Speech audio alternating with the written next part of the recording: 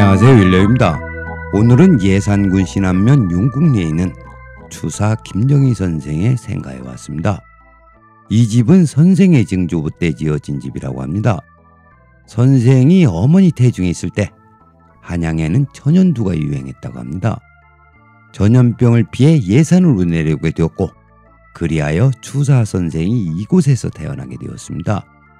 하지만 선생은 이 집에서 태어났을 뿐 대부분의 시간을 한양에서 보냈습니다. 추사 김정희 선생은 다양한 수식어가 붙는 인물입니다. 그는 그림, 시, 산문 등 다양한 분야에서 최고의 수준에 오른 학자이자 예술가였습니다.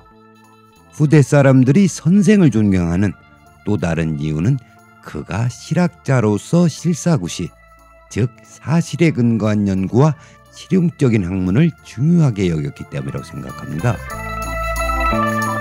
고택을 둘러본 후 나왔을 때 선생의 묘소에서 시제를 지내고 있었습니다.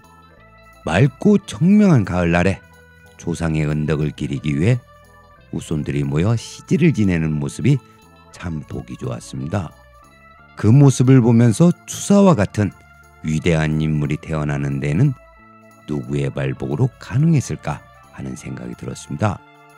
한 인물이 태어나기까지는 여러 가지 조건이 작용합니다. 오늘은 그 중에서도 친가의 묘지, 즉 친가의 음택발복에 대해 이야기해 보겠습니다.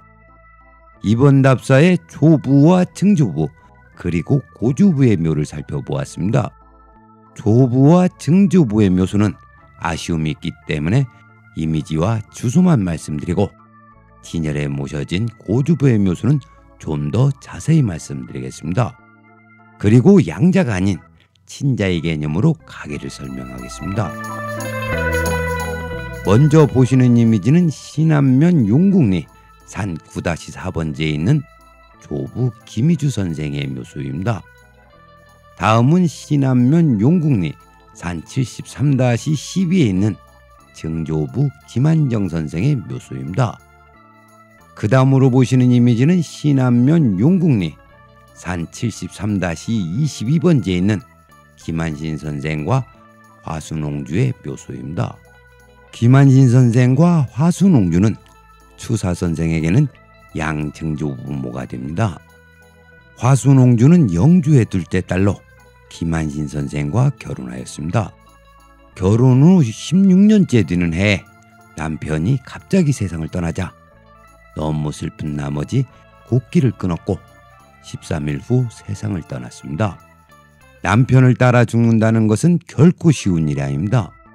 그러나 화순옹주는 그 어렵고 험한 길을 택했는데 이는 부부간에 지고지순한 사랑이 있었기에 가능했다고 생각됩니다.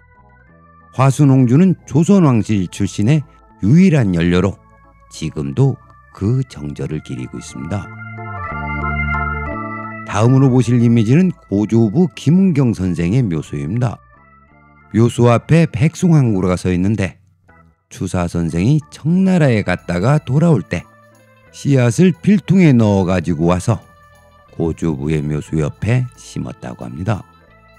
풍수적 관점에서 말씀드리면 인기우순으로 달려온 생기가 선생의 묘소에서 진열을 생성하고 남은 여기는 백도로 빠져나가 좌양은 신좌의량입니다. 적확하게 점열이 이루어진 명당으로 이 자리를 찾고 점열한 그분이 존경스러울 뿐입니다.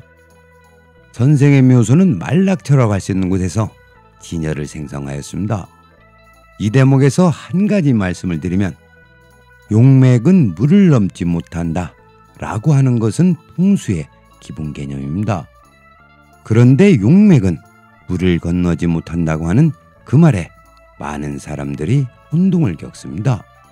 이 국세를 예를 들면 고택에서 달려온 용맥이 삽교천에서 멈추었습니다.